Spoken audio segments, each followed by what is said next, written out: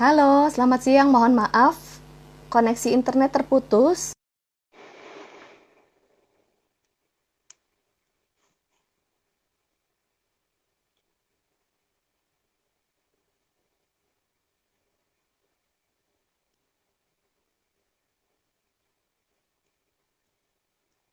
Shalom, selamat siang. Mohon maaf, koneksi internet terputus. Oke,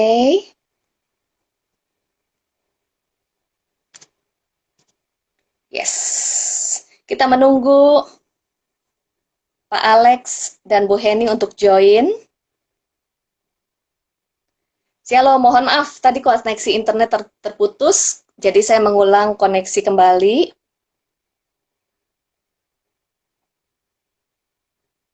Kita menunggu Pak Alex dan Bu Heni untuk join. Selamat siang semuanya. Halo, kita tunggu ya dari Pak Alex dan Bu Heni.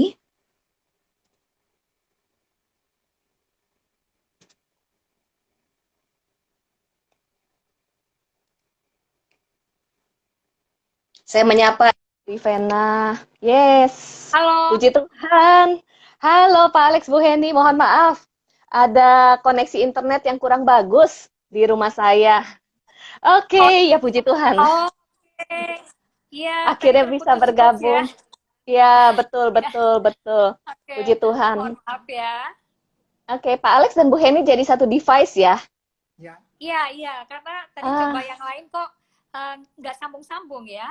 betul, betul. Tadi saya Ya, juga sempat terputus, lalu terlempar, akhirnya saya reconnect lagi. Wah, puji Tuhan kita bisa ketemu. Siang hari ini iya, makasih loh Pak makasih. Alex dan Bu Heni untuk Sama-sama, ya makasih. untuk waktunya.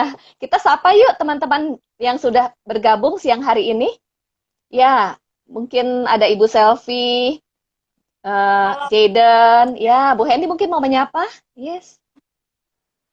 Ya, buat semua aja ya, teman-teman di sini. Ada yang namanya tadi muncul beberapa teman-teman. Selamat siang, terima kasih untuk kebersamaan kita di siang hari ini ya. Jadi mohon maaf saya terlambat. Silakan host kita. Oke, ya, sekali lagi terima kasih loh ya Pak Alex dan Bu Heni untuk kesempatannya untuk kita berbincang-bincang dengan topik yang sangat menarik banget yaitu bagaimana kehidupan midlife yaitu di usia 40 sampai 60 tahun. Dan kita juga mau belajar krisis apa sih yang akan terjadi di usia midlife supaya kita bisa mengantisipasi, betul ya. Bahkan kita sering mendengar ada istilah puber kedua itu sebenarnya ada atau enggak. Sebelum kita berbincang-bincang topik yang menarik ini, saya mengucap syukur dan berterima kasih sekali terutama kepada Tuhan untuk kesempatan siang hari ini dan juga dengan segala hormat terima kasih untuk Pak Alex dan Bu Heni yang bersedia berbincang-bincang dan saya mau memperkenalkan Pak Alex dan Bu Heni adalah rekan saya kemudian juga yang beberapa kali juga memberikan masukan, membimbing, memberikan support untuk saya secara pribadi. Terima kasih. Siapakah Pak Alex ini? Pak Alex ini adalah seorang disciple maker. Disciple maker itu bahasa Indonesianya adalah pe, apa ya? Buat murid, Membimbing, pemurid, yes, pemurid. Dan buat murid sepanjang ya. hidupnya, betul, sepanjang pelayanannya ini adalah memuridkan. Dan juga Pak Alex sebagai staf para navigator yang sekarang mungkin sudah didelegasikan ya, tapi luar biasa loh pelayanan para navigator ini adalah mencetak murid-murid. Kemudian Pak Alex sebagai konselor dan juga sebagai trainer. Dan saya juga mau memperkenalkan Bu Heni, pasangan ini luar biasa banget. Bu Heni melayani Yes. sebagai founder dari Yayasan Bunga Merpati, kemudian juga disciple maker juga, berapa banyak wanita yang dimuridkan melalui kehidupan Pak Alex dan Bu Heni.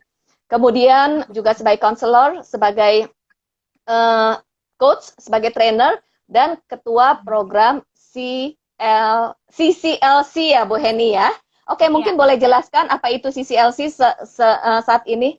CCLC, iya. iya. Oke. CCLC itu singkatan dari Certified Christian Lay Counselor.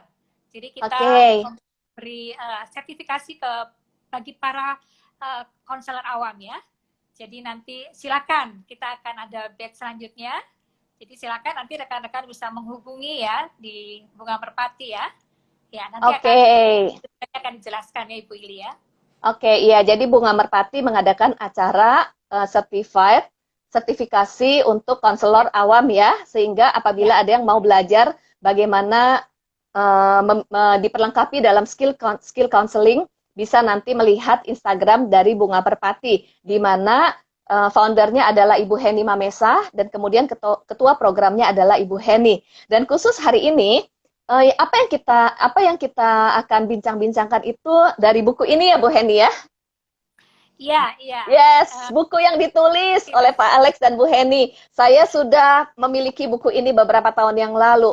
Dari sebelum saya ya udah lama. Dan saya mengerti tentang kehidupan midlife ini dari buku ini loh.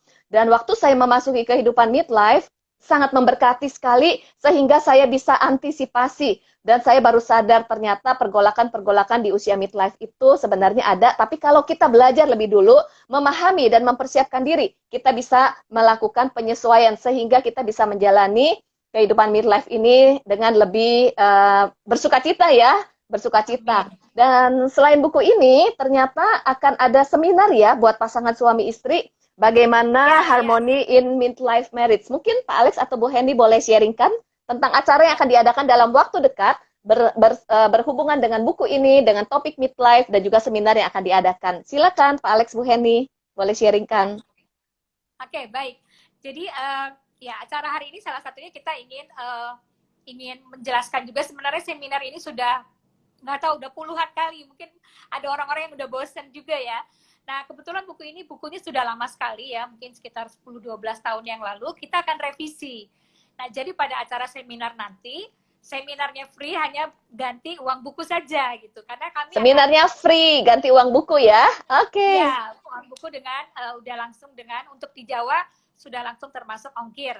Jadi kita akan ada yang baru lagi. Jadi kami buat seminar ini free dengan ganti buku saja. Ya, mungkin kira-kira itu. Jadi berharap teman-teman di sini kita nggak akan bahas sampai tuntas ya. Diharapkan di seminar nanti hari Minggu teman-teman bisa ikut ya seminar itu ya, supaya bisa mendapatkan penjelasan lebih dalam lagi mengenai midlife. Kira-kira begitu, betul. Ibu Ili? Oke, betul sekali. Hari ini mungkin kita nggak bisa tuntas dan detail, tapi di seminar hari Minggu nanti, teman-teman yang mendaftar akan mendapat buku ini ya, dikirimkan ya. Sebenarnya seminarnya free, tetapi mengganti uang buku. Dan di buku ini akan lebih lengkap. 80.000 saja. Kemanakah untuk menghubunginya, Bu Heni nih? Untuk menghubungi dan mau join seminar? Iya, ada di Bunga Merpati, tolong invite Bunga Merpati ya, di Instagram, atau mungkin telepon ke adminnya ya, nanti kita tulis ya. Kalau gitu follow Instagram Bunga Merpati, nanti saya posting juga acara seminar ini di Instagram saya ya, gitu ya, jadi nanti bisa mendaftar. Sukses ya Pak Alex dan Bu Heni untuk seminarnya nanti, dan juga untuk program CCLC yang akan dibuka paling dekat kapan Bu Heni ya? Batch selanjutnya. Akhir Oktober, kita mulai. Akhir Oktober. Juli juga ngajar loh, ngajar di kita ya. Jadi, makasih ya untuk kesempatannya. Iya. Kenapa? Ini luar biasa sekali. Jadi tolong teman-teman juga nanti bisa daftar, kita terbatas maksimal hanya 20 peserta. Jadi hanya 15 sampai 20 peserta kita, karena kita betul-betul ingin memperlengkapi mereka dan kita banyak mendampingi mereka juga secara pribadi di program ini. Jadi materinya lengkap sekali ya. Kita belajar biblical counseling, psikologi umum kepribadian, psikologi perkembangan, ada genogram, kemudian ada basic skill, kemudian couples counseling ya, kemudian counseling keluarga dan lain-lain. Banyak sekali materinya di situ. Jadi silakan, kita akan diperlengkapi secara luar biasa di program ini. Yeah. Pendaftarannya sekarang udah dibuka ya, Pak Alex dan Bu Heni ya? Sudah, kita prosesnya tuh ada interview dulu dan ada psikotes ya. Jadi dari interview itu kita akan lihat apakah memang mereka ini memang sungguh-sungguh punya kerinduan untuk diperlengkapi. Jadi bukan hanya ambil sekedar program itu saja. Dan kalau mereka nanti juga akan ambil sertifikasinya, mereka harus melewati supervisi ya. Jadi ada praktek 50 jam. Jadi akan dapat CLC di belakang non-gelar akademik. Sukses sekali lagi. Tetap semangat ya, Pak Alex dan Bu Heni, tetap sehat selalu. Kita nggak lama-lama lagi. Pasti teman-teman yang join ini ingin mendengarkan pembicaraan kita nih. tentang midlife. Nah, Pak Alex dan Bu Heni, sebenarnya apa sih itu midlife atau usia paruh baya ya? Itu salah satu musim kehidupan dalam perkembangan kehidupan kita. Mungkin bisa jelaskan midlife itu seperti apa, perubahan-perubahan signifikan apa yang terjadi pada pria dan wanita di masa midlife, dan hal-hal apa saja yang menyebabkan seseorang mengalami krisis di masa midlife. Oke, silakan Pak Alex dan Bu Rutini. Saya menyapa Bu Rutini ya. Silakan Pak Alex dan Bu Heni. Ya, nggak sabar banget untuk mendengarkannya ya. Saya menyapa ada Bu Kristina, Bu Rutini, Bu Luciana. Selamat bergabung. Oke. Ya, waktu dan tempat silakan Pak Alex dan Bu Heni. Iya, terima kasih. Nanti Pak Alex akan membagikan. Tapi mungkin saya bisa jelaskan sedikit dulu ya. Sebenarnya ini baik didengar oleh mereka yang belum masuk midlife. Oh iya, betul banget. Antisipasi, ya. Dan kalau saya ingat sekali waktu ini salah satu tesis yang kami tulis ya pada waktu kami kuliah, ini tesis kami. Dan saya sendiri waktu itu mensurvei ya, mengobservasi banyak wanita yang belum masuk 40, mereka sudah masuk ya. Perubahan-perubahan itu sudah mulai terlihat sebelum masuk 40. Walaupun tidak semua, masing-masing punya latar belakang sendiri ya. Oke, Pak Alex akan jelaskan, silakan. Oke, baik. Saya coba jelaskan mengenai apa itu midlife ya.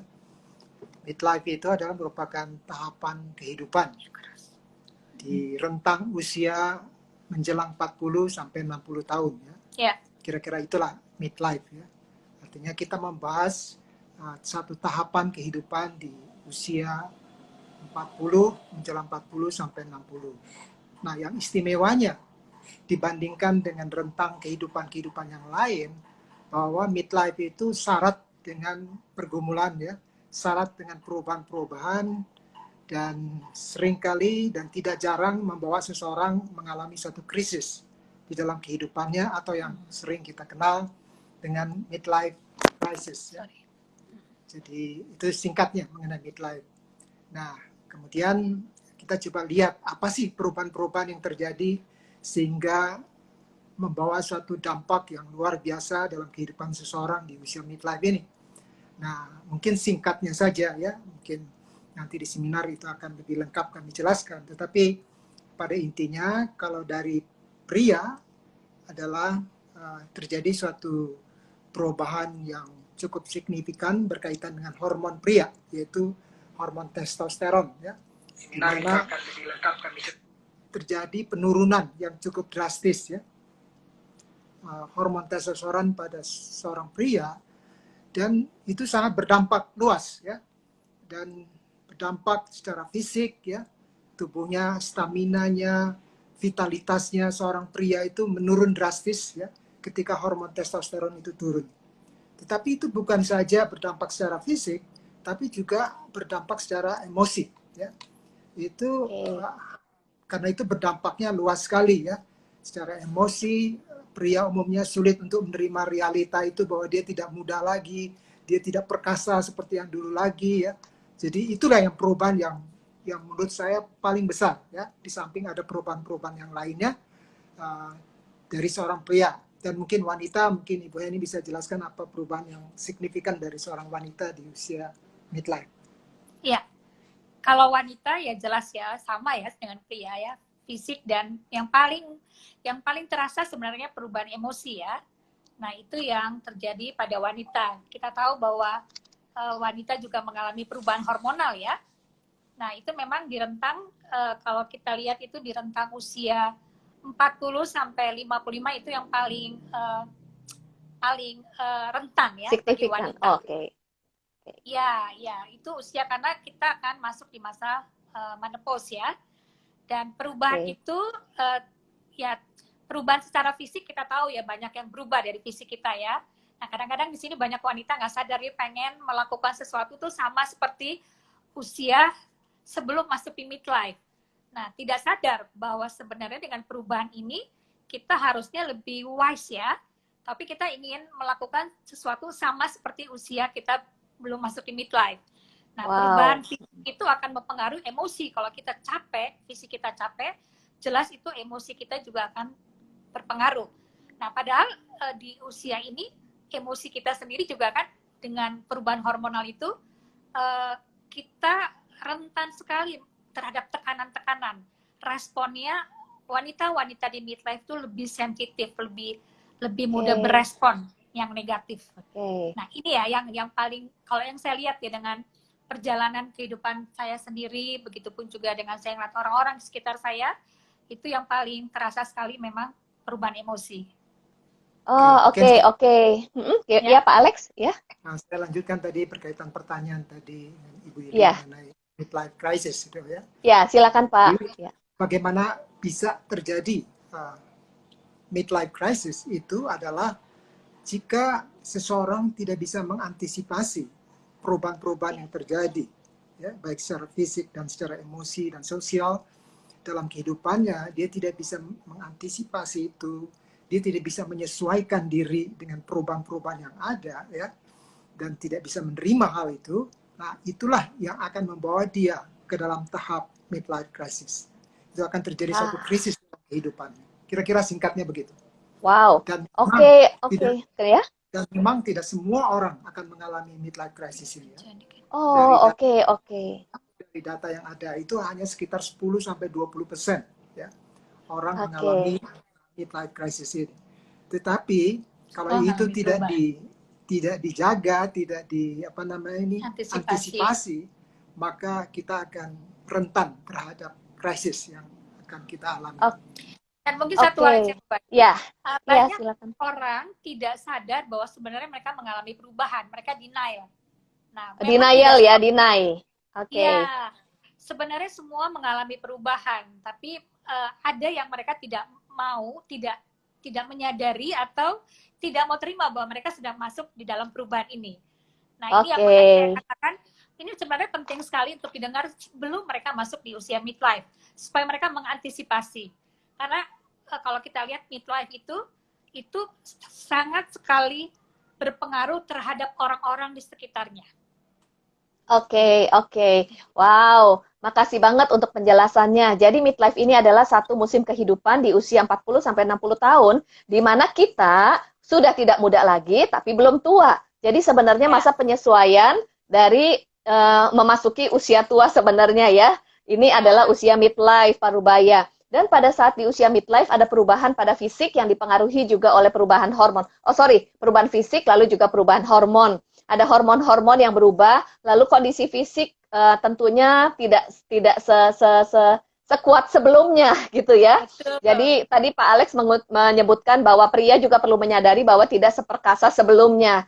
Kemudian dari perubahan hormon dan perubahan fisik itu berdampak kepada perubahan emosi, lah baik pria ataupun wanita. Lalu dari perubahan tersebut yang berdampak kepada emosi, kalau tidak diantisipasi, maka akan berdampak kepada hal-hal yang lainnya, mungkin dalam relasi, dalam kehidupan sehari-hari. Dan tadi yang menarik adalah alangkah baiknya kalau kita sebelum memasuki usia midlife, kita sudah paham lebih dulu musim yang akan kita masuki dalam kehidupan kita. Dan kalau kita sudah pahami, kita bisa antisipasi, maka kita tidak mengalami krisis ya yang berkepanjangan di masa penyesuaian tersebut. Dan yang menarik adalah ternyata saat kita di usia midlife ini, ternyata banyak yang tidak menerima bahwa sudah usia midlife. Tidak menerima usia midlife ini maksudnya apa ya? Apa mengingat kembali ke usia muda, atau takut menjadi tua, atau menghindari tua, lalu akhirnya ingin bertahan, tetap tampil muda, dan sebagainya, atau gimana nih? Bolehkah jelaskan krisis pada usia midlife, dan contoh-contohnya seperti apa nih yang terjadi dalam kehidupan seseorang yang di usia tersebut, baik pria dan wanita? Silakan Pak Alex dan Bu Henny. Ya. Baik, mungkin saya beri contoh dari sudut pria ya. Yes. Pria tadi saya katakan bahwa dengan turunnya hormon testosteron itu, maka semua aspek yang berkaitan dengan kepriaan itu relatif menurun semua ya, drastis. Oke. Dan hal itu sulit untuk diterima oleh pria gitu ya. Nah, jadi dia umumnya pria berespons dengan cara menyangkali hal itu ya. Dengan dia berusaha menyangkali. Dia lebih muda kayak gitu ya. Dia mulai memperbaiki penampilannya gitu ya. Bahwa mungkin supaya dia lebih menarik lagi bagi orang lain, bagi pasangan lawan jenisnya gitu ya. Dan dengan turunnya kemampuan dia sebagai pria itu juga berdampak dalam hubungannya dengan istrinya, ya, secara seksual, ya. Dan hal itu mengganggu sekali bagi dia, ya. Dia mulai bertanya, ada apa dengan diri dia, gitu ya. Nah, keinginan dia adalah ingin membuktikan bahwa dia itu masih sekuat di masa mudanya. Nah, itulah masa-masa yang genting bagi seorang pria, bahwa hal yang sepele dari menurunnya hormon testosteron itu, yang dia tidak bisa terima itu, seharusnya dia menyesuaikan, tapi dia ingin membuktikan bahwa dia tidak terjadi penurunan, dia masih kuat seperti dulu, ya. Nah, itu akhirnya berakibat pada dia mulai muncul keinginan-keinginan di luar daripada yang seharusnya. Wah, mungkin istri saya tidak menarik lagi, mungkin, dan macam-macam alasan yang dia buat, sehingga dia mulai berpikir kemungkinan untuk dia berpetualangan dengan wanita yang lain. Nah, itulah krisis yang dialami seorang pria, ya. Karena dia tidak bisa menerima perubahan itu, dan dia tidak bisa menyesuaikan diri dengan realita yang ada, dia akhirnya ya mencoba cari jalan keluar seperti itu. Dan itulah salah satu gejala daripada krisis seorang pria di usia midlife. Wow, sebelum kita membahas yang wanita, kalau saya tidak salah menangkap adalah di usia midlife karena penurunan hormon, kemudian keperkasaan berkurang. Tadi ada satu kalimat, satu kata yang saya garis bawahi. Sebenarnya itu masa penyesuaian, kita menyesuaikan diri. Tetapi ada yang tidak bisa menerima atau menyangkali atau denial bahwa sebenarnya kita ini semakin tua dan memang ada penurunan di dalam fisik kita. Pada saat tidak bisa menerima bahwa kita mengalami perubahan karena memang usia bertambah, pada saat tidak bisa menerima lalu mulai mencari sesuatu untuk membuktikan. Kemudian juga takut, tanda kutip ya, mungkin takut menjadi tua, akhirnya penampilannya berubah menjadi penampilan seperti anak-anak muda tanpa sadar. Itu sebenarnya bagian dari sorry kalau saya salah ya, salah satu bentuk untuk menyangkali saya semakin tua dan ingin menutupi ketuaannya gitu ya, dengan penampilan-penampilan yang menjadi semakin muda, dan untuk menunjukkan bahwa saya masih perkasa nih, maka mulailah mencari pengalaman-pengalaman yang membuktikan bahwa saya masih menarik seperti masa muda. Disitulah mulai ada petualangan-petualangan untuk pembuktian. Ini yang perlu diwaspadai ya Pak Alex ya, bagi seorang pria. Ya, betul. Oke, menarik. Ya, gimana Pak Alex? Wah, menarik sekali nih. Yang saya baru ingat. Nah, pria biasanya dalam menyangkali kehilangan, ya. Itu kan masa muda yang hilang itu kan merupakan faktor kehilangan, kan. Nah, biasanya pria meresponi itu dengan seperti menyangkali tadi, ya. Nah, menyangkali, dan akhirnya proses selanjutnya adalah dia mulai bargain. Gitu ya. Mulai bargain. Bargain itu, pria mulai berpikir bahwa seandainya saya masih bisa sekali lagi merasakan bagaimana indahnya atau nikmatnya masa muda dulu, ya. Nah, itu seringkali muncul dalam pikiran pria, karena dia tahu dia kenyataan itu sudah mulai dia terima, ya. Tapi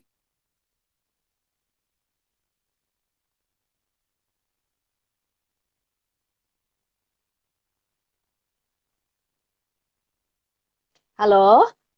Ya.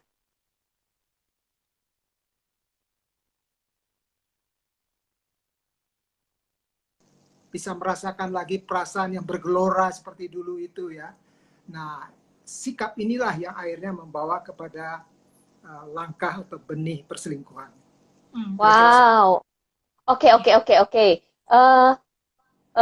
Jadi misalnya kehilangan masa-masa di mana bergelora, kemudian bergairah di masa muda, dan saat itu hilang, kemudian kalau misalnya sulit menerima, bargaining itu adalah mulai, saya ingin merasakan hal itu lagi, dan pada saat keinginan yang kuat ingin merasakan hal itu lagi, itu yang akan menjadi benih untuk tindakan-tindakan berikutnya yang mungkin kurang sehat ya. Tadi Pak Alex mengatakan perselingkuhan, dan saya jadi terpikir ada istilah perselingkuhan yang terjadi di usia midlife, sebenarnya akarnya adalah masa krisis di usia midlife itu ya Pak Alex ya. Nah, apakah ini dialami oleh wanita juga nih Bu Heni? Kalau tadi dari sisi pria, kalau sekarang dari sisi wanita gimana Bu Heni? Ya, ini maaf, saya pencet-pencet handphone karena gelap, tiba-tiba gambarnya gelap nggak keluar. Jadi It's nggak okay, apa-apa nggak ya, kita apa-apa. sambil ya. Yes, sekarang udah Iya, oke sinyalnya. ya, oke. Iya, memang kalau perselingkuhan paling banyak memang di sini pria ya, tapi bukan berarti wanita tidak. Dan saya juga mengkonseling beberapa wanita di usia midlife. Nah, biasanya kalau wanita itu pasti ada, kita tarik ke belakang itu pasti ada masa lalu yang tidak terselesaikan ya. Misalkan dia mungkin ya ada masa kecil di mana dia kurang perhatian ya, kurang kasih sayang. Kemudian di dalam pernikahan dia tidak dapatkan juga dari pasangannya. Kemudian dengan sekarang ada medsos, Facebook dan lain-lain itu ya salah satu jembatan juga untuk dia akhirnya bisa bertemu dengan mantan-mantannya dan akhirnya terjadi perselingkuhan. CLBK. Iya, CLBK.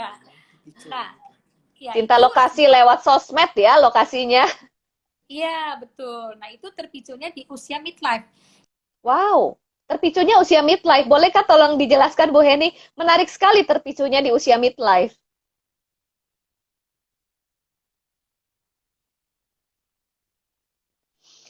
Ibu-ibu dan teman-teman dan bapak-bapak yang hadir, kita tunggu Maaf, ya. ini Oke. terus Yes, nggak apa-apa. Silakan lanjut Bu Heni. Sekarang sudah ya. oke koneksinya. Iya. Oke, ya ini koneksi saya nih. Jadi gambar tiba-tiba hilang aja. Ya, jadi apa namanya? Ya, jadi dia merasa bahwa pada saat dia merasa kesepian atau dia kehilangan perhatian dari pasangannya, ya di situ dia akan cari perhatian dari rekan-rekan ya CLBK atau rekan kantornya dan terjadilah perselingkuhan. Dan sekarang banyak kok wanita yang selingkuh banyak sekali. Bukan Dan cuma pria aja ya, tapi wanita. betul. Nah, wanita itu memang dia karena punya kebutuhan ya, kebutuhan kasih sayang itu yang dia tidak dapatkan. Berbagai macam faktor ya, dan memang dipicunya tuh di usia midlife. Dan wanita-wanita di usia midlife juga kan kita lihat ya, kalau kita bisa lihat ada wanita yang berpenampilan aneh ya. Aneh itu over. gimana tuh? Oh, over, aneh. Iya, misalkan dia juga berpakaian tidak sesuai dengan usianya. Ini aja. Tidak sesuai dengan usianya. Nah, ini kita bisa lihat bahwa dia sebenarnya sedang masuk di usia midlife. Nah, kalau kita pergi misalkan lihat ada wanita-wanita yang pakai bajunya mungkin yang apa namanya seharusnya itu tidak layak untuk dia pakai ke tempat umum ya. Nah, tapi dia ingin ada sesuatu hal yang dia ingin bahwa dia diperhatikan gitu ya, dia diperhatikan orang lain ya, dia merasa bahwa dia berharga ya. Nah, itu di usia midlife bagi wanita itu apa namanya sesuatu hal yang sering muncul ya, yang sering muncul karena ada sesuatu yang hilang di dalam diri dia. Jadi dia perlu penghargaan dari orang luar karena dari rumah mungkin dia nggak dapat ya, dia pergi keluar dengan penampilan yang aneh-aneh dan orang akan lihat dia kan. Nah, akan lihat dia, wah, misalkan ya mungkin dia bagaimana gitu ya, heboh atau gimana, sebenarnya karena dia butuh perhatian. Nah, di usia midlife banyak wanita-wanita yang akhirnya seperti kayak misalkan wanita-wanita yang tidak puas di rumah ya dia juga coba cari ya, kalau kita lihat apa ya istilahnya tuh ya wanita, ada satu istilah saya lupa namanya itu, apa ya namanya ya, lupa. Ya itu mereka senang sekali ya yang kumpul-kumpul, kadang-kadang nggak tahu purpose-nya apa ya, tapi hanya ingin bahwa mereka itu eksis, itu ada, mereka ada gitu. Nah itu wanita-wanita midlife, dia ingin sesuatu. Kita lihat aja kadang-kadang kalau banyak orang-orang yang posting gitu ya, medsos saya geli juga karena kalau melihat aduh ini postingin terus fotonya dia gimana di mana, itu sebenarnya dia nggak sadar gitu loh, dia perlu eksis, perlu memunculkan diri dia supaya dia juga berharga gitu loh. Nah ini sebenarnya ciri wanita-wanita di midlife. Oke, Bu Heni.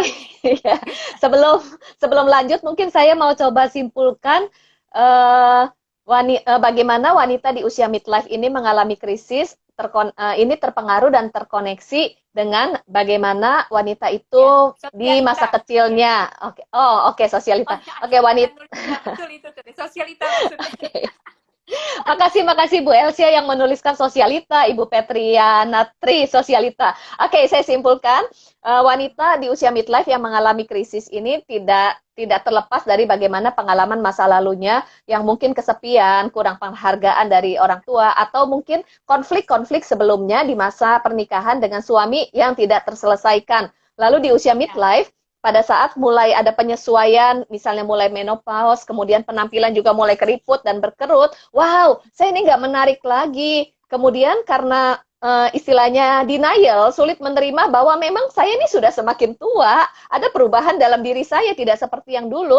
Akhirnya berusaha supaya tetap eksis, mengisi keberhargaannya dengan berbagai kegiatan supaya bisa eksis gitu ya. Kemudian juga takut kehilangan perhatian karena juga tidak mendapat perhatian dari suami mungkin ya, atau mungkin dari masa lalunya. Untuk mendapat perhatian akhirnya berpenampilan berlebihan supaya mendapat perhatian dari orang lain. Jadi ini penting banget untuk kita mengenali, jadi sebenarnya apa yang ada di hati kita. Apakah kita membutuhkan penghargaan, perhatian dari orang lain, apakah kita tuh sebenarnya nggak bisa terima, waduh saya semakin tua tidak secantik dulu, lalu ingin menutupi sudah tidak secantik dulu, itu jadi dengan berlebihan gitu ya Bu Heni ya. Iya, iya. Sesuai dengan porsinya lah ya usia. Karena kan kalau kita lihat ada wanita-wanita pakai udah usianya nggak ini pakai yang terbuka, warnanya yang kacau, yang pakai sepatunya juga yang ya saya pikir itu yang kita harus sadari, bukannya kita nggak boleh ya, tapi bukannya nggak boleh ya, sesuai ya, tidak berlebihan ya. Oke. Thank you. Saya mau tanya satu nih. Kalau untuk orang tua atau pasangan di usia midlife, ini biasanya anak-anak sudah mulai dewasa dan ada yang kuliah di luar kota atau sudah kerja, ada yang menikah. Saya tuh mendengar tentang satu apa ya, istilah emptiness ya. Nah ini juga apakah ini termasuk masa krisis di usia midlife? Emptiness, ya. Ya, mungkin boleh Pak Alex atau Bu Heni, dan dampaknya apa terhadap relasi suami istri ya khususnya. Ya sebenarnya faktor anak itu juga berperan ya. Di perubahan-perubahan yang dialami di usia midlife ya. Dan tidak jarang juga akhirnya membawa kepada satu krisis rumah tangga. Karena ketika kita di usia midlife, anak-anak kita itu umumnya di usia remaja. Kalau menikah kan normal ya, sesuai waktu ya, pada umumnya ya, maka biasanya anak kita di usia remaja. Nah, dalam satu statistik tentang kebahagiaan dalam pernikahan, dikatakan demikian, bahwa kepuasan pernikahan ya, suami istri itu akan berada dalam titik yang terendah ya, akan berada dalam titik yang terendah ketika anak-anak di usia remaja. Wow, boleh dijelaskan Pak Alex, menarik sekali, titik terendah pada saat anak di usia remaja. Yes. Ya, karena apa? Karena kalau kita membesarkan anak-anak yang di bawah remaja itu masih terkendali ya, katakanlah demikian gitu ya, walaupun juga tidak mudah, tetapi umumnya lebih terkendali. Tetapi begitu anak di usia remaja, mereka mulai memberontak ya, memberontak, dan itu suatu hal yang tidak mudah bagi suami dan istri. Nah, biasanya di situ saat dimana masing-masing mulai menyalahkan satu dengan yang lain. Ya. Oh, menyalahkan ya, oke. Yang diterapkan selama ini gitu ya. Nah, itu akan memuncak di usia anak di usia remaja. Jadi tension ya, konflik antara suami istri itu akan semakin intens ketika anak di usia remaja ya. Jadi di situ mulai sikap salah menyalahkan ya satu dengan yang lain gitu ya. Nah, itulah itu salah satu alasan utama ya kenapa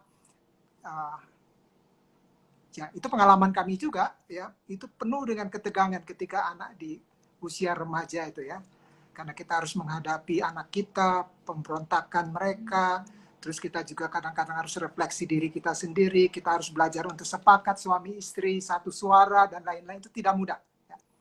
Oke, jadi itu faktor anak di usia remaja itu betul.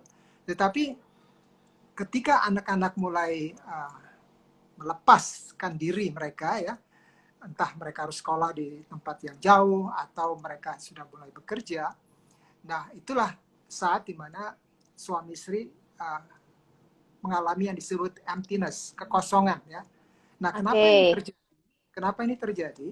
Umumnya ini terjadi ketika selama anak-anak masih dalam naungan orang tua, maka fokus pembicaraan suami istri itu lebih banyak pada soal anak, ya. Oke. Dan tidak sedikit sekali berbicara mengenai hubungan mereka, ya. Jadi semua pokok pembicaraan itu di meja makan, di tempat tidur lebih banyak berkisar mengenai anak-anak. Nah, Betul ketika juga, anak-anak betul. ini pergi, mereka kehilangan apa yang menjadi pokok pembicaraan gitu ya. Karena Oke. mereka sudah terbiasa dibicarakan itu soal-soal anak, ya, anak terus. Tapi begitu anak pergi, maka itu menjadi orang asing, ya, suami istri. Suami istri Ya. asing. Suami istri menjadi orang asing, oleh karena mereka tidak terbiasa untuk bicara yang pokok Di luar pembicaraannya topik di anak luar ya. topik anak. Ya, Tidak membahas tentang kita juga ya. kita, ya. Nah, Iya. ini satu Sedangkan, warning. ya oke, betul. Satu Yang warning. dibahasnya itu sudah keluar kota gitu. Iya. Iya. Jadi mereka jadi lebih rindu pada anak itu gitu ya. Wah, coba seandainya anak itu ada di sini kayak gitu. Jadi mereka tidak kesepian gitu ya. Nah, itulah kira-kira penjelasan mengenai emptiness, dan itu kalau tidak diwanti-wanti ya, tidak diantisipasi oleh suami Nggak istri, siap ya, nggak nggak siap ya. siap. Nah, itu bisa bayangkan dalam berapa waktu mereka berdiam-diaman saja, dan Ya, itu akan memperparah kondisi di usia midlife. oke. Paling saya Ya, Bu tambahkan Heni, nanti kalau yes. yang wanitanya bekerja ya. Jadi kalau yang istrinya bekerja, kemudian ada masa di situ suami juga menjelang masuk pensiun. Akhirnya suami, nah ini yang perselingkuhan di sini tuh yang karena emptiness itu ya, merasa selama ini hanya bicara mengenai anak, kebutuhan anak, akhirnya si suami merasa kesepian, istri juga dia sibuk bekerja, si suami merasa tidak diperhatikan. Ini juga terjadi perselingkuhan di sini. Karena akhirnya dia merasa ya memang selama ini hanya anak aja yang menjadi bahan diskusi mereka, kebutuhan mereka, tapi hubungan mereka itu tidak dibangun. Ya. Jadi dalam di usia midlife. Wow. Saya ini seperti terbuka banget gitu ya. Ternyata di usia midlife ini ada akumulasi ya dari beberapa hal ya. Yang pertama, di satu sisi perubahan pada diri, yang ini juga tidak mudah, baik untuk pria dan wanita, untuk menerima bahwa dirinya itu sudah tidak muda lagi. Itu satu pun sudah pergumulan. Kemudian ditambah lagi, ditambah lagi anak yang usia remaja, terjadi penyesuaian anak lah ya, mungkin anak ingin mengambil keputusan sendiri dan sebagainya, yang istilahnya orang tua mengatakan memberontak, padahal sebenarnya ini adalah salah satu anak belajar mandiri. Ini bisa menimbulkan konflik suami istri, ini udah tambahan satu lagi, konflik saling menyalahkan. Nah, ditambah lagi melewati usia remaja, anak-anak lepas dari kita, kemudian kita merasa kehilangan, topik pembicaraannya nggak ada. Kemudian apalagi yang diomongin, nggak pernah ngomong tentang kita, mulailah kesepian, ada yang hilang lagi. Selain masa muda hilang, kemudian topik tentang anak juga hilang, lalu juga ada yang mulai pensiun juga ya, gitu ya, pensiun juga. Kemudian suasana tidak, yang wanita menopause juga kehilangan, pria juga kehilangan keperkasaan, kemudian di sini juga mulai kesepian ya, kesepian itu ya tanda kutip, ditambah masa lalu yang belum terselesaikan, ditambah konflik-konflik sehari-hari yang menumpuk, dan akhirnya di usia midlife itu bagaimana seseorang itu ingin keluar dari situasi tersebut. Nah, disinilah mulai mencari sesuatu yang bisa mengisi kesepiannya, yang memberikan penghiburan, yang bisa membuat baik suami atau istri itu istilahnya tidak terperangkap di situasi yang menekan ya. Jadi alih-alih idealnya adalah menyesuaikan dan berkomunikasi, tapi masing-masing mencari cara tersendiri yang kurang sehat, dan akhirnya disitulah yang orang-orang bilang hati-hati ya, di usia 50 tahun itu sebenarnya usia yang perlu hati-hati, atau mungkin ada yang bilang puber kedua. Bener nggak sih ada puber kedua gitu? Sebenarnya istilahnya, atau orang suka bilang puber kedua. Ini menarik banget loh. Ya, menurut Pak Alex, Bu Heni gimana? Ya, kalau menurut pengalaman saya ya, dan juga observasi pengamatan saya juga dengan beberapa orang yang saya kenal, dan juga ya buku-buku yang saya baca, ya, itu realita ya, itu realita. Nah, mungkin realita ya. Saya bisa berikan hasil pengamatan saya alasannya ya. Kenapa terjadinya puber kedua itu ya? Ah, oke. Pertama itu yang tadi saya sudah katakan adalah ini merupakan dampak di mana seorang tidak bisa menerima realita masa mudanya Tidak itu bisa sudah menerima berlalu. realita. Ya, Oke. Oh, masanya sudah berlalu. Oke. kan?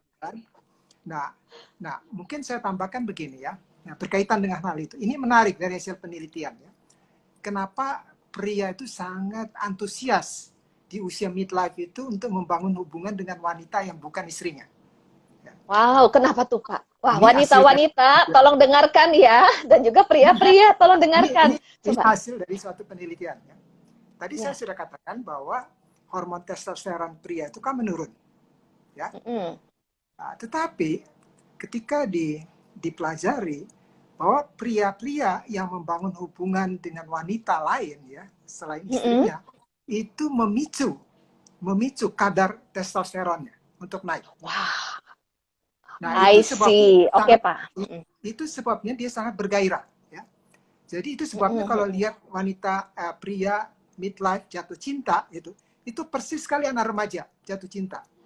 Ya. Karena itu memberikan satu gairah dalam diri dia dan secara apa namanya ini kimiawi ya katakanlah secara fisik itu memang kadar testosteronnya diselidiki itu bertambah gitu. Ya. Kalau testosteron itu turun orang itu jadi lemas. Ya. Oke, wah bahaya banget dong kalau nggak paham nanti pada saat berhubungan dengan wanita lain atau mungkin lebih muda, kemudian hormon testosteronnya meningkat bergairah kembali, lalu dia ingin merasakan hal itu terus-menerus bisa jadi berganti-ganti dong, Pak. Bahayanya ya, bahaya sekali ya. Wow, oke. Terus Pak, maaf. Ya. Jadi ujung-ujungnya kalau saya bicara mengenai hal ini, ya bahwa bagi kita pria yang dalam Tuhan itu di usia midlife itu seharusnya mendorong kita untuk semakin kita hidup kudus di hadapan Allah. Betul, ya. Setuju banget. Kalau tidak saya katakan siapapun Anda mau hamba Tuhan, mau sekian tahun dalam Tuhan, Anda akan mengalami apa yang dialami oleh Raja Daud itu juga akan Anda alami. Kira-kira seperti itu. Wah, makasih banget Pak Alex. Ya. Mungkin sih bagi contoh sedikit aja, kebetulan kami juga sedang mengkonseling ada satu pasangan. Nah, ini yang tidak disadari oleh istrinya. Yang tadi Pak Alex katakan, si pria ini kok dia bisa jatuh cinta dengan wanita lain, bahkan kata-kata yang belum pernah dia ungkapkan ke istrinya tuh dia ungkapkan ke wanita itu. Dan itu ditemukan oleh anaknya dan juga akhirnya anaknya menghubungi saya ya untuk ini ya. Anaknya menghubungi saya dan minta pertolongan dan nggak sangka. Jadi waktu singkat cerita, yang istrinya tahu bahwa suami itu mungkin secara hormonal dan lainnya udah menurun, tidak ada sesuatu yang menarik dengan istrinya, tidak mau ya intim dengan istrinya, tapi ditemukan dengan wanita lain. Dan ini orang yang sangat sungguh-sungguh. Kita ya selama ini saya juga menemukan beberapa banyak yang sungguh-sungguh ya. Kita nggak ngomong atau ini, tapi ya itu yang kenyataan yang terjadi yang kita harus waspada ya untuk para istri-istri. Jadi kalau suaminya mungkin udah tidak intim lagi, ya mungkin memang karena usia atau penurunan, kita harus hati-hati. Ternyata bisa aja dengan wanita lain dia lakukan hal-hal yang mungkin yang tidak disadari oleh istrinya itu. Dan itu yang sangat dia kaget sekali. Kenapa kata-kata dan semua hal yang dilakukan selama ini dia tidak bisa lakukan ke istrinya, ternyata dengan yang lain gitu. Oke. Kepolosan yang kita harus waspadai ya sebagai istri-istri di usia lainnya. Oke. Nah, sebelum kita membahas bagaimana langkah-langkahnya, tadi ada yang bertanya nih. Setelah ini kita akan membahas bagaimana tips-tipsnya. Ada satu yang saya tuh kepengen tahu. Kalau tadi Pak Alex membahas dari sisi pria yang akhirnya bisa memicu perselingkuhan. Bu Heni bagaimana dari sisi wanita yang akhirnya bisa memicu perselingkuhan? Kalau pria kan saat bertemu dengan wanita lain itu terjadi peningkatan hormon testosteron yang membuat pria itu bergairah. Kalau dari sisi wanita yang memicu perselingkuhannya itu apa? Apakah kesepian kah atau gimana? Mungkin Bu Heni bisa sharing sedikit untuk kita wanita juga waspada. Teman-teman yang wanita, mari kita waspada dan juga yang pria. Oke, Bu Heni silakan. Iya, ya mungkin kata-kata pujian ya, karena wanita itu kan sangat sekali dia mungkin kalau mungkin selama ini suaminya nggak bilang kamu cantik ya pakai baju itu ya gitu ya. Nah dia dapatkan dari orang lain aja. Memang saat itu kan dia sedang butuh ya, sedang butuh. Ya. Dan masing-masing mungkin wanita punya kebutuhan sendiri ya. Kita harus mengenali sendiri saat itu kita dalam situasi bagaimana. Maksudnya misalkan ada orang yang memang butuh sekali saat itu mungkin kata-kata pujian ya atau mungkin hadiah gitu ya. Nah, wanita-wanita yang satu kalau dia kesepian ya tidak tidak dapat pujian dari pasangannya, kemudian ada teman-teman prianya yang beri pujian, ya itu yang juga salah satunya yang membuat langkah akhirnya dia merasa bahwa itu sangat dia butuhkan dan itu akan berlanjut terus sampai kepada hubungan yang lebih jauh lagi. Nah biasanya memang itu yang kita harus waspada. Memang ya WA itu kan paling mudah ya untuk kita komunikasi ya dengan ya entah CLBK atau baru ketemu pria. Nah itu sih yang salah satu yang selama ini pujian-pujian yang selama ini saya temukan di konseling beberapa wanita. Apa sih yang membuat kamu sebenarnya salah satunya kamu merasa tertarik dengan teman lama itu atau dengan pria itu? Nah dia bilang memang karena dia sering itu yang dia butuhkan, dihargai, pujian kata-kata itu ya, perhatian juga ya. Itu yang salah satu yang kita perlu waspadai. Jadi kita harus mengenali sendiri sebenarnya. Mungkin ada yang wanita lain mungkin nggak itu, tapi mungkin pemberian ya. Misalkan tiba-tiba kita di kantor ada bahasa cinta ya. Bahasa cinta yang tidak terpenuhi, emotional needs yang tidak terpenuhi. Lalu ketemu deh orang yang bisa mengisi ya. Betul. Nyambung seperti botol ketemu tutupnya. Tutupnya. Dan apalagi orang itu juga si prianya di usia midlife yang mencari tantangan yang baru. Ketemulah teman lama dan gairah itu muncul kembali. Nah, ini yang perlu diwaspadai ya. Betul. Kan biasanya mereka akan bilang sama-sama merasakan si wanita tidak dapat perhatian dari pasangannya, si pria juga begitu ya. Kira-kira hampir mirip lah itu ya.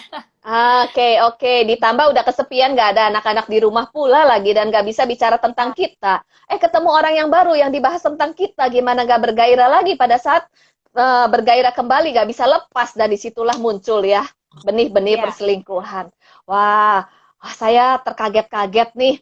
Ternyata kita benar-benar perlu waspada dan perlu antisipasi. Jangan sampai nih ya, bapak, ibu dan teman-teman yang hadir hari ini, setelah ini yang ada di usia midlife jadi curiga kepada pasangannya, itu juga tidak menolong ya.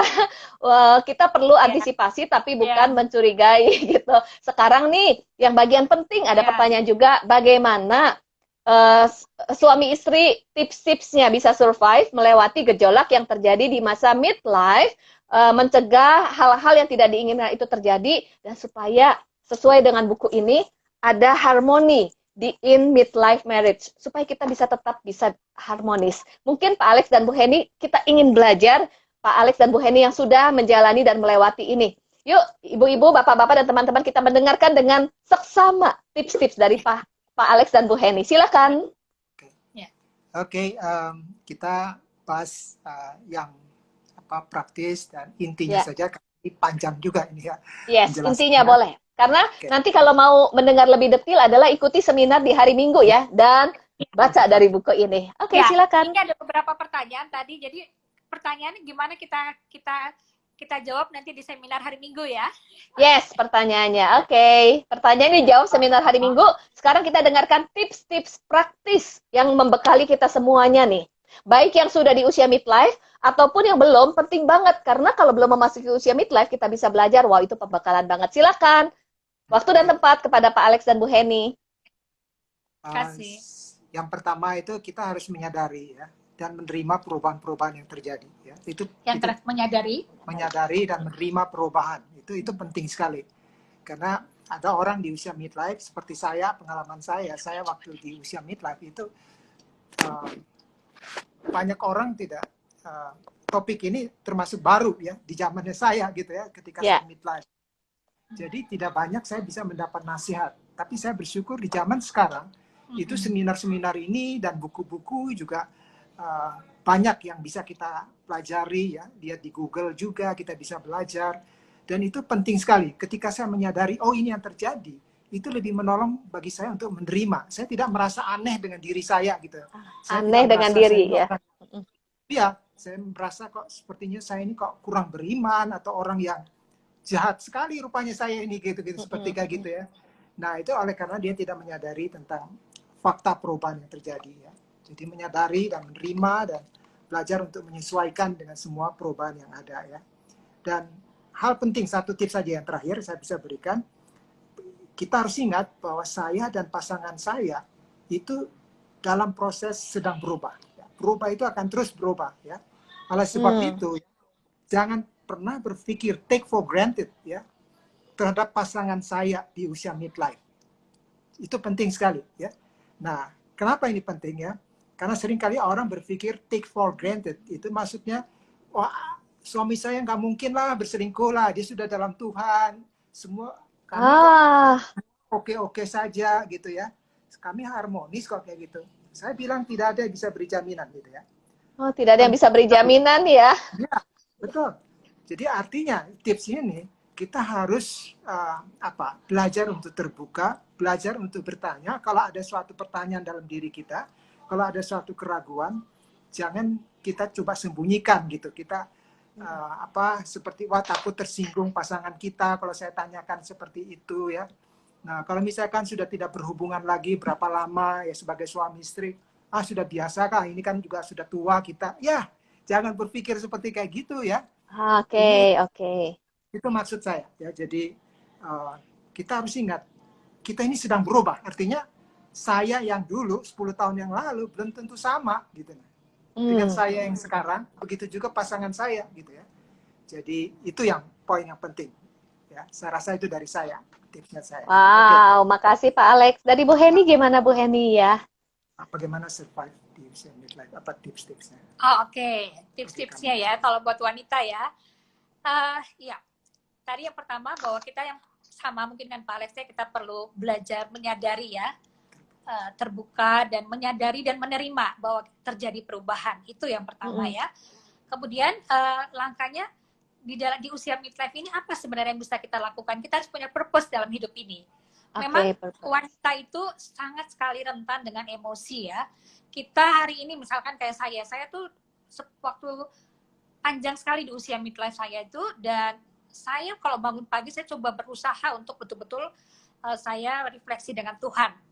Di kamar saya masih bisa baik, keluar dari kamar tuh saya bisa beda dengan saya yang sudah baru berdoa gitu loh.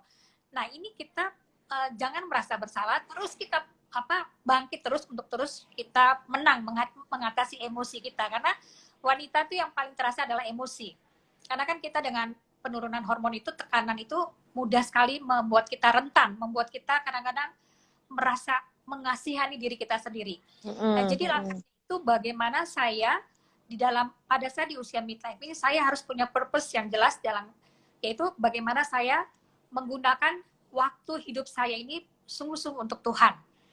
Nah, kalau saya tahu purpose dalam hidup saya ini, saya akan bergairah menjalankan hidup ini. Sekalipun saya jatuh bangun di masa midlife ini. Tapi saya tahu bahwa saya punya purpose mengisi hidup saya ini berkualitas. Yaitu bagaimana saya tidak hanya memikir diri saya sendiri, tapi saya memikirkan orang lain ya. Memenangkan, membawa orang kepada Kristus. Nah, itu membuat saya bergairah, walaupun saya jatuh bangun, tapi saya punya purpose yang jelas. Kemudian, kembangkan potensi yang ada dalam diri kita. Karena kalau kita merasa kita berharga, Tuhan memberikan kepada kita semua, setiap wanita ini potensi, karunia, dan lain-lain. Gunakanlah itu dengan baik, supaya kita tahu bahwa kita tuh signifikan di usia midlife. Wow. Jadi kita tidak mengasihani diri sendiri, kita berbelas kasihan, kita akhirnya sensitif dengan orang lain, iri hati dengan orang lain, lihat orang maju kita iri hati. Tapi kita tahu kita punya potensi dalam diri kita yang kita bisa kembangkan. Itu tipsnya di usia midlife ya. Dan mungkin dengan hubungan dengan pasangan harus berani terbuka apa adanya, jujur apa adanya. Karena nggak ada lagi yang tersembunyi, kita suami istri. Bukanlah kalau kita butuh sesuatu dari pasangan kita, kita katakan. Kita juga harus berani untuk harmoni itu kita harus berani mengutarakan kata-kata pujian dari pasangan kita. Nah, ini yang saya pikir salah satunya ya. Nanti selebihnya akan ada di seminar Midlife hari Minggu. Yes. Mungkin saya tambahkan satu hal. Yes, Ya, silakan. Berkaitan pertanyaan itu. Kebetulan ada di screen ada pertanyaan itu. Ya. Dan ini nyambung dengan apa yang dibagikan oleh Ibu Heni. Itu benar sekali, kita harus berani terbuka. Khususnya kaitan di sini dengan pertanyaan bagaimana istri minimalis ya, perselingkuhan ya. Oke. Ya, itu harus berani tanya sama suami juga kebutuhannya. Kalau kita ingin supaya suami kita tidak berselingkuh, ya salah satunya apa yang menjadi tadi yang Bu Ili katakan, bahasa kasih kita juga harus itu ya. Harus tahu menolong pasangan kita, memenuhi kebutuhan pasangan kita dengan hal yang tadi ya, itu salah satunya harmoni ya. Karena kita kadang-kadang nggak tahu apa yang perlu kita lakukan. Nah, jadi jangan ada sesuatu yang sungkan untuk kita ungkapkan dengan pasangan kita. Ya. Itu apapun itu, sampai mengenai juga hubungan intim itu perlu kita ungkapkan. Oke, wow. Saya ini mencatat sampai banyak sekali. Saya catat untuk diri saya terlebih dulu. Makasih banget Pak Alex, Bu Heni. Saya coba rangkum ya. Saya senang sekali dengan istilah 3A. 3A. A yang pertama adalah aware. Jadi kita sadar dulu. Kita sadar, kemudian kita juga menyadari bahwa kita akan memasuki usia midlife, ataupun kita sekarang ada di usia midlife, lalu sadar dengan terus belajar, kita merefleksi diri, perubahan-perubahan di dalam diri kita, baik emosional, kemudian dari hati, kita juga sadar mungkin ada kebutuhan yang tidak terpenuhi, atau ada luka, atau ada konflik yang belum terselesaikan, kita lagi ada masa emptiness juga, atau kita juga mulai bergairah. Itu adalah kita perlu waspada ya, karena tapi penting sadar dulu. Kemudian yang kedua, menerima. Memang ini adalah bagian dari musim kehidupan kita, acceptance. Yang kedua adalah accept, menerima. Jangan denial, jangan mau membuktikan bahwa kita tidak seperti itu, lalu kita melakukan sesuatu yang aneh-aneh untuk membuktikan bahwa kita tidak bisa menerima. Memang kita sudah tidak muda lagi. Membuktikan kita muda lah, membuktikan bahwa kita masih bergairah lah, lalu kita ingin mempertahankan kegairahan tapi dengan cara yang salah, accept. Kemudian yang ketiga adalah action. Yang ketiga action. Apa yang perlu kita lakukan? Ini menarik. Tadi Pak Alex membahas ini juga masuk dalam kesadaran, aware, bahwa kita ini terus berubah. Kita ini akan berubah karena ada musim yang berubah juga. Hari ini kita berbeda dengan 10 tahun yang lalu. Oleh sebab itu kita perlu waspada. Jangan bilang gini, saya sudah pelayanan, selama ini saya baik-baik saja, suami saya baik-baik saja, istri saya baik-baik saja. Jadi nggak mungkin ini terjadi, nggak akan terjadi apa-apa. Ini juga masuk dalam denial sih ya sebenarnya. Tetapi tidak ada yang bisa menjamin. Kita perlu waspada, lalu kita perlu menjaga menjaga diri kita, menjaga relasi dengan pasangan. Masuk dalam action juga tadi, baik Pak Alex maupun Bu Heni, pernikahan itu perlu dipelihara. Jadi dengan terbuka, bertanya kebutuhan, itu jangan ragu-ragu ya, membangun komunikasi yang baik. Kalau ada hal-hal tertentu, tanyakan.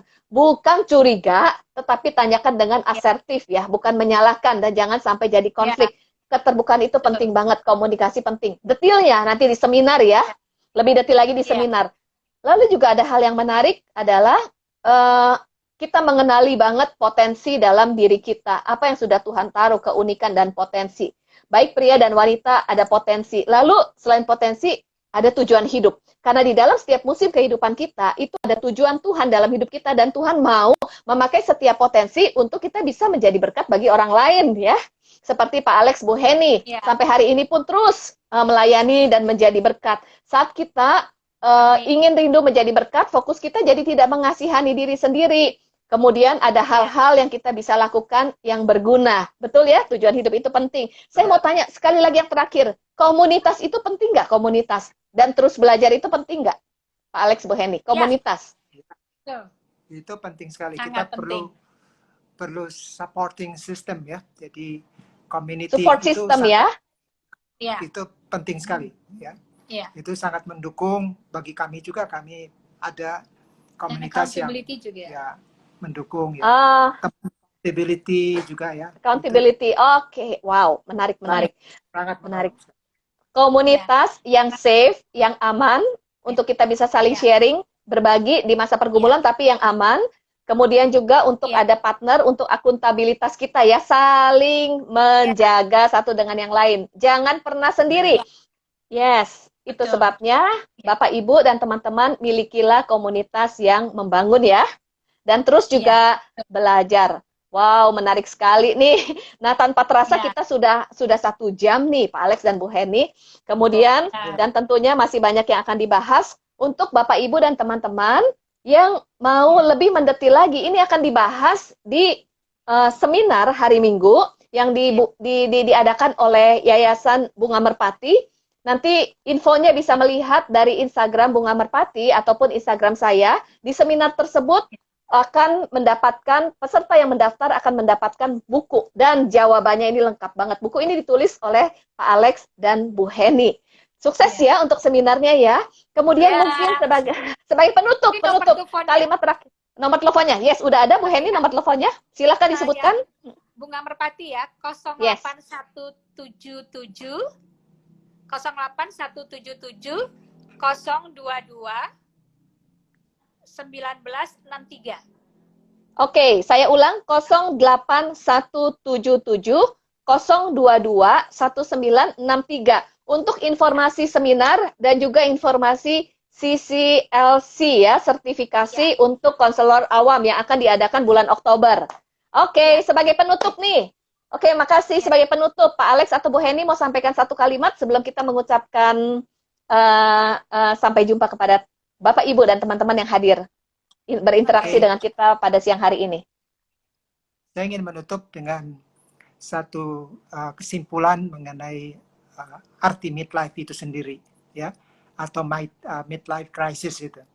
Nah, kalau dalam huruf Chinese, ya, krisis itu terdiri dari 2 kata, ya, bahaya dan kesempatan. Jadi jangan pernah hanya melihat bahwa midlife itu sebagai sesuatu yang menakutkan, sesuatu yang seram, sesuatu yang mengerikan, tetapi itu juga suatu kesempatan, ya.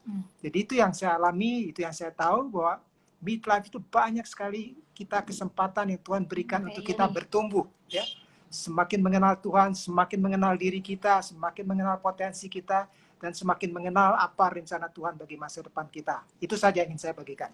Seperti host kita, ya, seperti host kita Ibu Li kan, di usia midlife itu kesempatan kan, dan Tuhan luar biasa pakai host kita ini dengan luar biasa ya.